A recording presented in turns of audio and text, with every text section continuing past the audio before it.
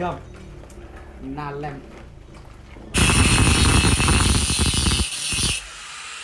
เพิ่นก็เฮ็ดอัน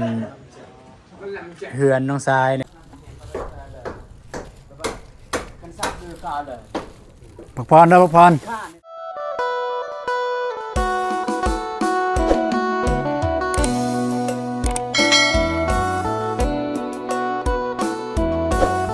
เปิดผ่ามาพี่น้องเอ้ยนี่อยู่เฮือนอยู่ศาลคือเก่าพี่น้องเนาะแต่ว่ามื้อนี้เป็นมื้อ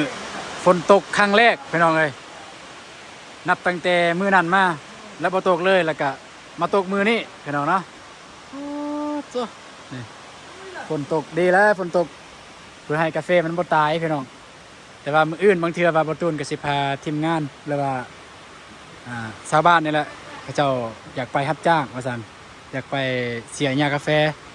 ประมาณ 4-5 คนนี่แหละบางเทื่อว่ามื้ออื่นเราถ่าเราติดตามเบิ่งนํกันมื้ออื่นนี่แหละพี่น้องเนาะแต่ว่ามื้อนี้ก็เบิ่งอยู่เรือนในศาลก่อนการทักทายสบายดีเด้อสบายดีพ่อแม่พี่น้องหมดทุกคนเนาะก็ยินดีต้อนรับต้องอาตูนชาแนลเส้นเก่าเส้นเคยพี่น้องเนาะบ่ได้ยินเสียงปานใดเด้อพี่น้องเด้อเพราะว่าฝนตกแดดนี่มื้อนี้มีกรรมกรมาเพิ่ม2คนสบายดีเด้อ สบายดี นี่คือเถาย่องพี่น้องเนาะ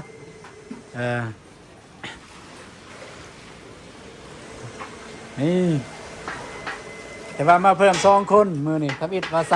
3ไปใส่แล้วเท่าซื้อไปใส่เนาะเท่าซื้อแต่ว่าเฮ็ดกันเองเลยพี่น้องเนาะบ่มีเชิญว่ามื้อวานมื้อซื่นนี่มีนาบ่าวบ่าวตูนเพิ่นแหละเป็นคนบอกสอนวิธีเฮ็ดคือยังอันนี้แต่ว่านี่เฮ็ดกันเองเลยนี่น้อง2คนเพิ่นเฮ็ดพี่น้องเลยสบายดีเด้อ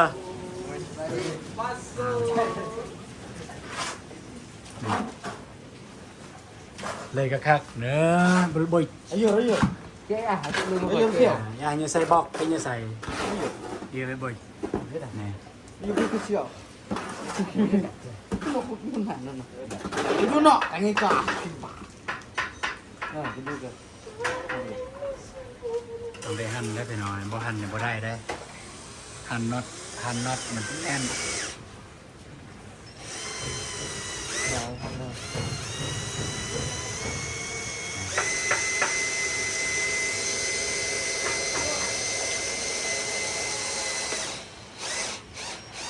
ทำเลย นี่เอียง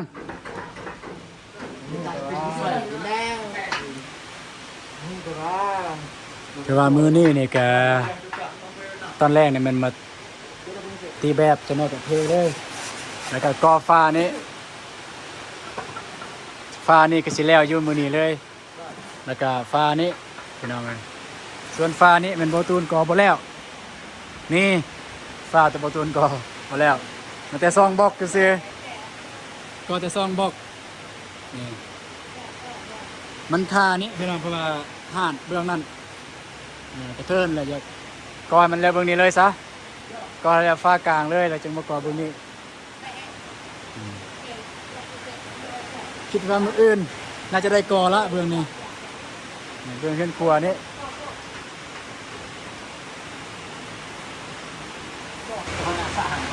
ยังเลย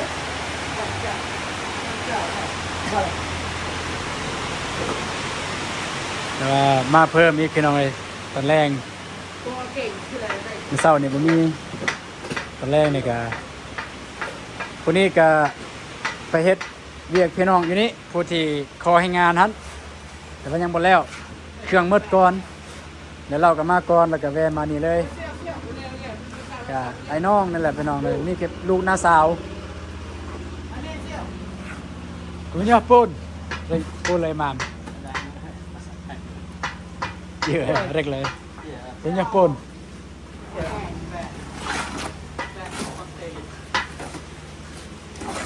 จากมาเลยโอเค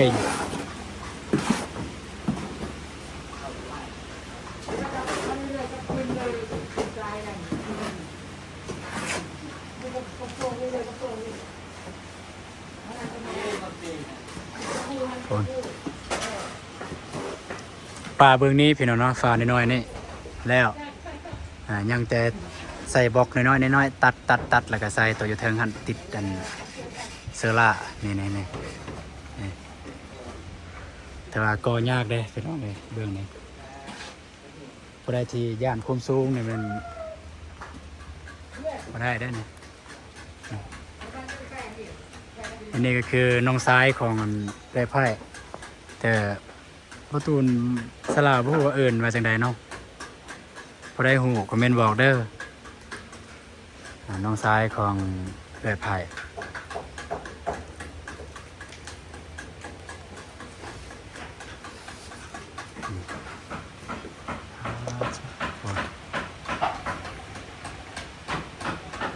ปูนนี่คิดว่าน่าจะพอดีพออยู่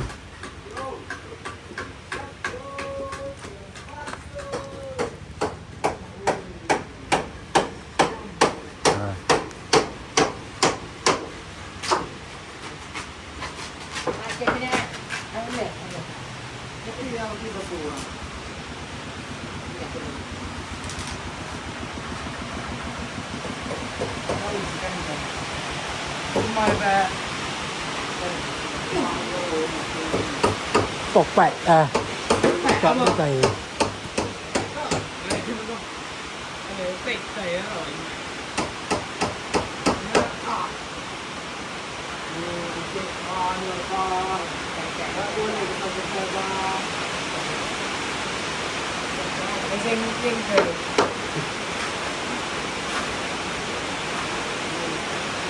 คุณพ่อไอ้นี่มันหนักก็เลย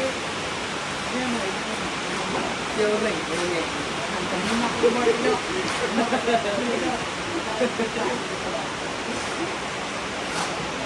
ดีเป็นงานไรล่ะก็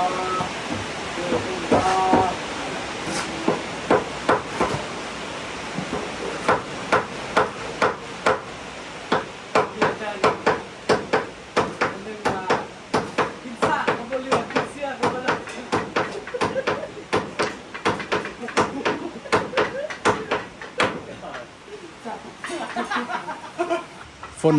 ตกบ่อยากกันนั้นปานใดพี่น้องเอ้ยนี่ตกเล่นลิ้นมันเฮ็ดคืนซื้อบางเทื่อมื้ออื่นนี่แหละมันสิตกหนักแต่ว่าสำหรับมื้อนี้นี่เป็นจังซี่แหละมันตกคราวเดียวหน่อยนึงอีกบ่ได้หลายตกหน่อยนึงก็ยากันมันตกอยู่สวนกาแฟในใครแน่พอได้ฮดใบกาแฟจักเล็กจักน้อยนี่พุ่นทางพุ่นกำลังมือตอนนี้เวลาประมาณ5 โมงเด้อพี่น้องเด้อ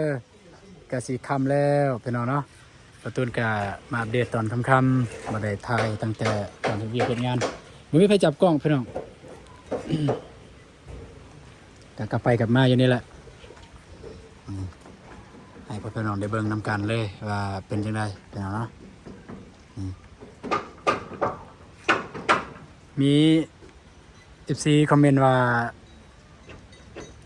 ถ้าตั้งแต่เช้าเพิ่นว่ามาลงคลิปตอนบ่ายเพิ่นว่าก็ขอโทษขออภัยได้หลายเด้อก็เนื่องจากว่าถ่ายคลิปมันบ่ได้ต่อเนื่องพี่น้องเนาะก็ถ้าเลยก็หยุดเพราะว่าเฮาเฮ็ดเวียกเด้ก็บ่ได้บ่แม่นว่ามาอัปเดตซื่อๆนะครับอัปเดตซื่อๆน่ะจะไวเพราะว่าเฮาก็มาเฮ็ดเวียกคือกันตอนนี้เวียกก็มันได้จับมีไฟท้ายก็หยุดไว้เพิ่นบ่ได้มามื้อนี้เพิ่นมาตอนแรกนี่เพิ่นไปสวนมาเบิ่งแล้วก็เว้าเรื่องเงินคอมเมนต์ฮั่น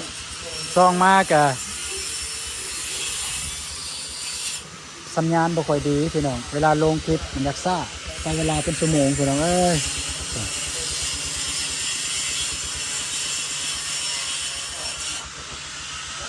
แต่หัวจะส่วนแล้วพี่น้องเราลงปลานี้หน่อย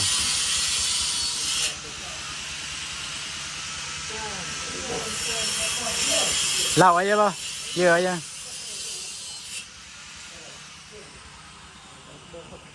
เล่าไว้ยังเบิ้งสิไปเบิ้งเพิ่นแน่เพิ่นก่อเพิ่นแน่คักแน่ว่าโอ้บทูนนี่ก็บริซื้อสำนี้ อันนี้งามแล้ว แต่ว่าอันนี้เป็นหมู่นะพี่น้องหมู่เฮาเป็นหมู่กันเรียนน้ำกันตั้งแต่น้อยเรียนแต่ห้องป .1 ตั้งแต่อนุบาลพุ่นละพี่น้องผู้นี้แต่ว่าพวกเอื้อยอ้ายมาเป็นผัวเมียกันเฮาก็เป็นพี่น้องกันบ้านนี้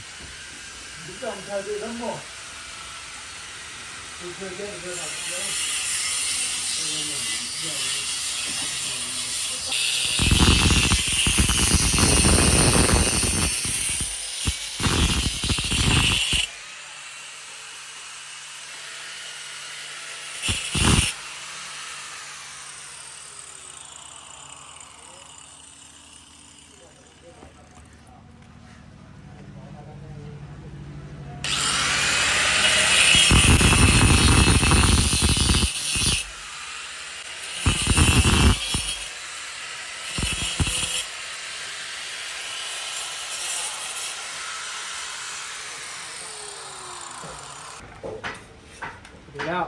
มันจะโยงกันได้เนี่ย ใส่อยู่นี่ กูมึงกันงานจริง ระวังได้ระวังได้ ไม่เดือดบักเอาแบบไหนนายหยองเอาแบบไม่เด้ไปอยู่ ทั้งกระยุงทั้งปลาเกะอีก lần mình เริ่มไหม mùi mà là chủ địa tôi lần vâng các ta hay cái lần trong cả bột hả bây giờ cũng bột nhưng mà mình có nên tỏ cả một con nên mình tẩn nó cái gì thì tôi vẫn luôn hải mà bây giờ có quả qua đây nỏ ô tàn nỏ đấy ลูกดอกbột ประมาณนี้นะ bông mới lời lời bảo cả này cũng bỏ có mới lời cả cũng bỏ ชุบขดโคก cả cũng bỏ là gì giờ cụ cào đọc qua đọc con đọc đây đây là cụ cào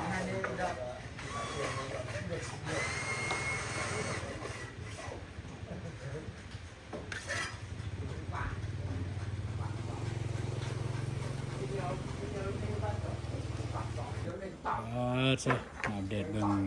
ผู้บ่าวเฮ็ดเวียก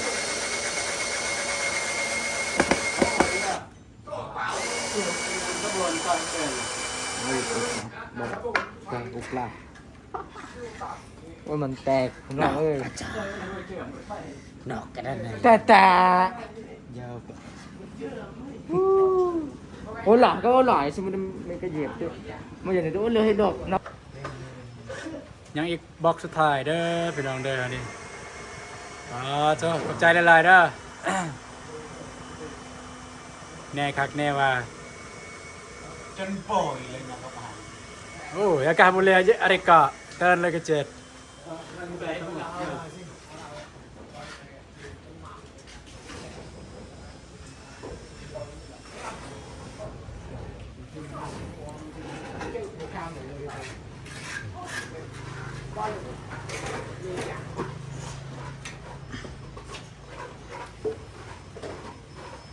ขายสร้าง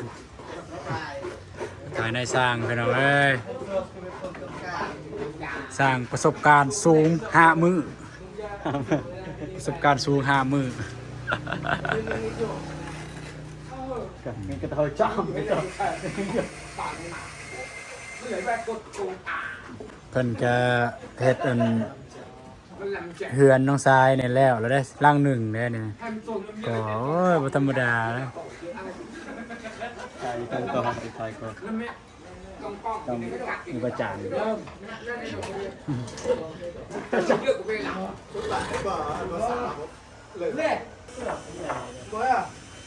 anh mới đọc dùng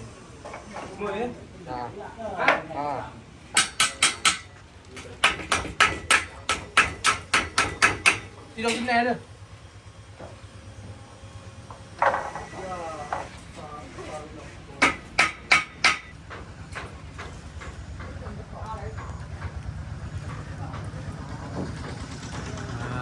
พี่น้อง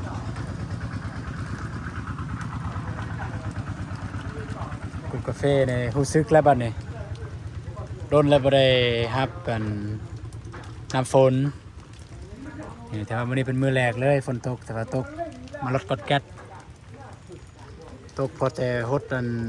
ทางซื้อ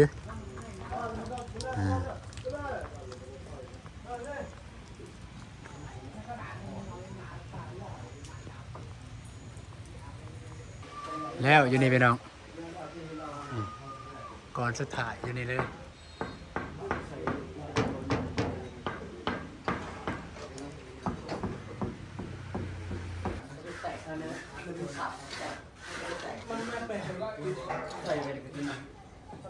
แล้วดิ ตอนนี้ก็เสาตกพี่น้องนี่บ่เข้าใจคือกันสิตกดีเลยกับบ่เนาะซะนี่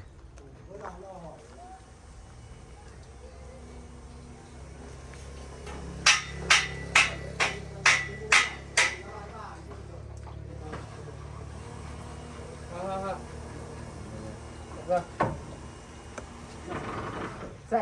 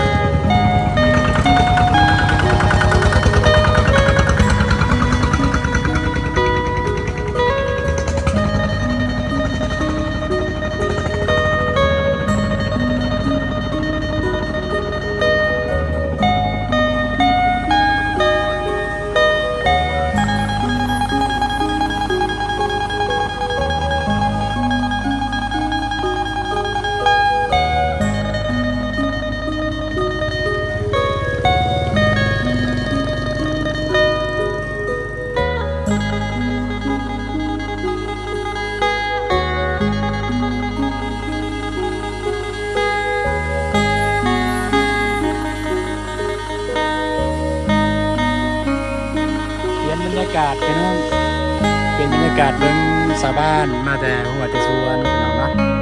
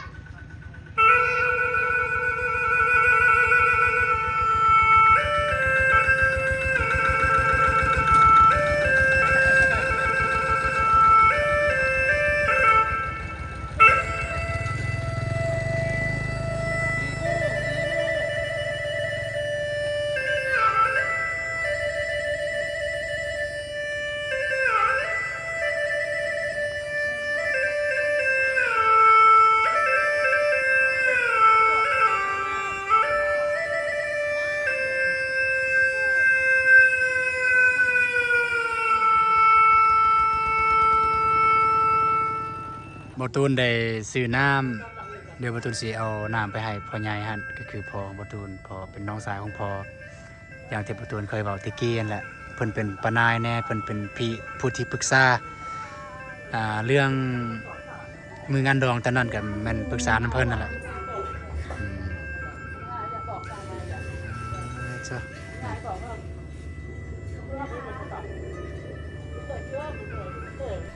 พ่อใหญ่เพิ่นสิออกมืออะไรไปน้องเอ้ยเพิ่นมาแต่สวยๆ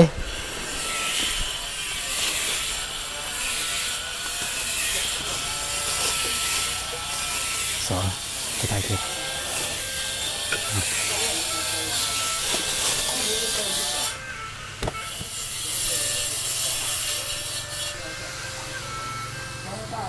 โอ้ยไงไปน้องเอ้ย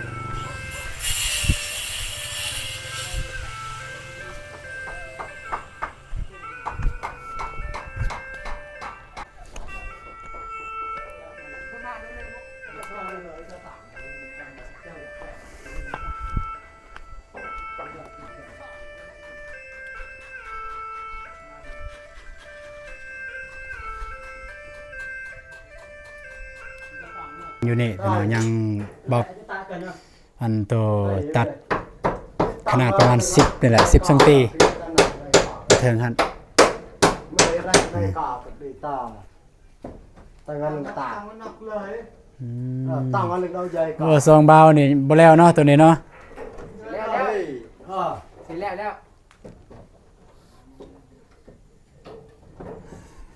ใจเลยหนึ่งตาบิดแกลเล่เล่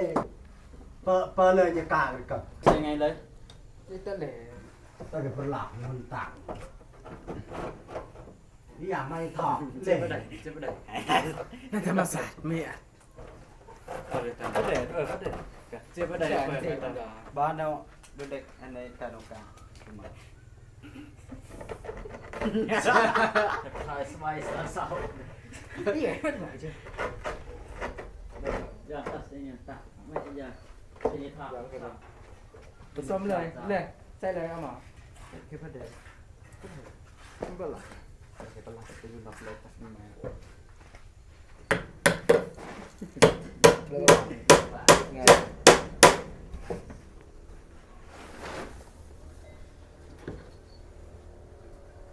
ยังตัวนี้พี่น้องเนาะยังตัวก้อนน้อยๆนี้ตัวนี้เดี๋ยวบ่ตูนสิถ่ายให้เบิ่งตัวนี้เด้อก้อนน้อยนี่ มันบัลลังต่อเกินจะไปเก่งต่อเอาก่อนไปต่อกันเลยต่อกัน ประมาณนี้พี่น้อง ไม่ใช่หมอหญิงไปหรอก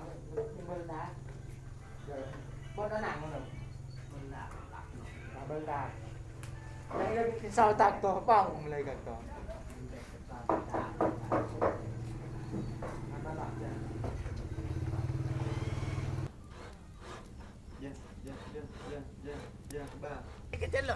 สิเมื่อบ่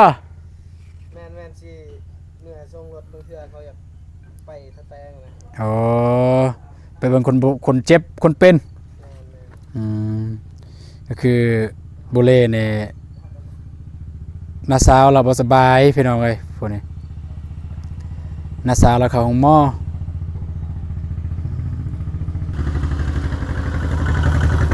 มาเด้อน้าบ่าวประตูนพี่น้องหั่นน้าบ่าวเรามาแล้วเราไปสวนมื้อนี้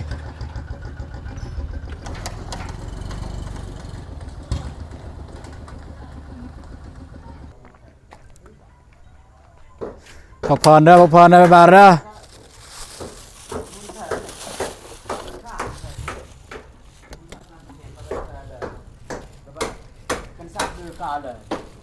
พักผ่อนคุณนางเอ้ยนำมาแล้วเบิ่นเลยเด้อพักผ่อนจ่อละ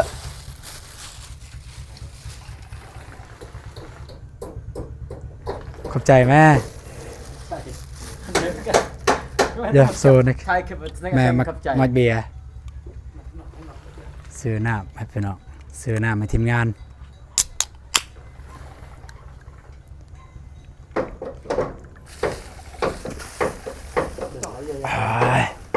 ไหว้ก็ดังใหญ่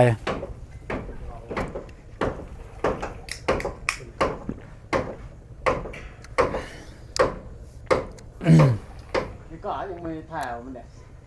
ท้ายขานคันปะ ข้ามหนึ่งคน นี่มาคานในยานเลย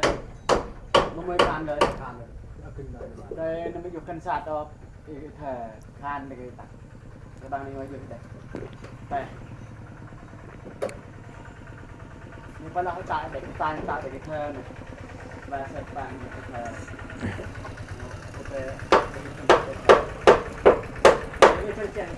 พักผ่อนบ้านเลยซาลอยแล้วดันเลยพักผ่อนเป็นนั่งพักผ่อน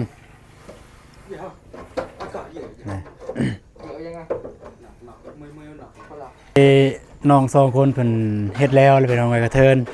มีแต่ว่าสิเอาหินใส่นี่มีแต่เอาหินใส่แล้วก็เทเลยนี่เลยcái việcได้เปล่าเขาซื้อได้เกลือเน็กซัมanh hời này kia anh hời mà này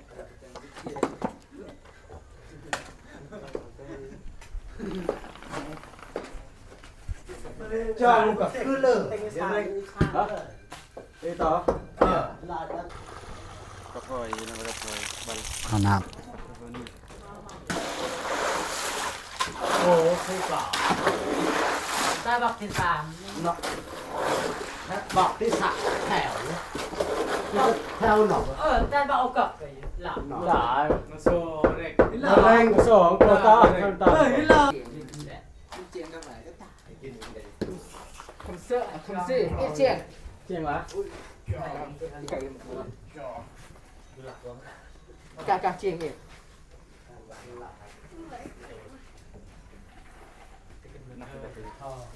cái đời em ăn mấy tiền này kia ăn nghe này ăn cô đã ำถอกเลยเดี๋ยว Không. Nà lem. Sập lem. Ra đi. Mình đậm. con trẻ đi mãi cái trẻ mà โซ่พี่น้องเอ้ยท้องฟ้านี่อันนี้คือฟ้าหลังฝนพี่น้องเอ้ยคักเป็นสีจักสีเอิ้นว่าสีหยังสีส้มนี่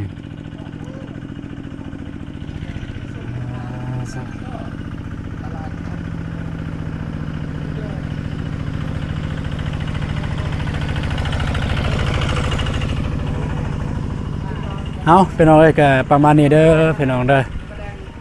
สำหรับมื้อนี้ก็สิได้เท่านี้แหละพี่น้องเนาะสำหรับมื้อนี้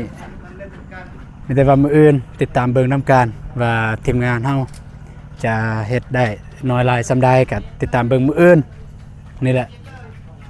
ก็จะแม่นว่าทางล่างนี่แหละมื้ออื่นคันบ่ทางล่างก็กอตัวนี้แหละตัวที่น้องๆกำลังเทคานนี่มางตัวนี้แล้วก็จะได้กอตัวนี้แล้วกอฟ้านั่นแล้วก็มาเบิ่งนํกันว่าทางหลังนี้เฮือนครัวนี้บางเทื่อสิได้เฮ็ดเลยมื้ออื่นคันบ่ตูนบ่ได้ไปใส่แต่ว่าบ่ตูนคิดว่าเนี่ยบ่ตูนคิดว่าได้บ่ตูนสิไปสวนพี่น้องเอ้ยพอดีมีคนไกลๆเฮือนเพิ่นว่าเพิ่นอยากจะไปเสียหญ้าแบบรับจ้างพอได้ซื้อข้าวกินเพิ่นว่าน่ะแม่ห้างลูกนึงพี่น้องก็ไอ้ต้นเพิ่นอยู่เพิ่นบ่ได้มีอีหยังนะเพิ่นขอรับจ้างเพิ่นว่าขอรับจ้างพอได้ซื้อข้าวกินเพิ่นว่าซั่นแต่ว่าเราถ่ายเบิ่งติดตามมื้ออื่นเด้อพี่น้องเด้อก็เป็นจังได๋บ่ตูนสิอัปเดตให้พ่อแม่พี่น้องเบิ่งนํกันคันบ่ตูนไปสวนก็ให้น้องบองอยู่นี่และให้น้องบองอัปเดตเรื่องเฮือนเรื่องซานบ่ตูนสิไปสวนสิพาสะบาดเพิ่นไปเสียหญ้าบ่ฮู้ว่าจักคนไปพี่น้องเจอกันมื้ออื่นเด้อสำหรับมื้อนี้ก็ขอตัวลาไปก่อนสบายดีพี่น้องไป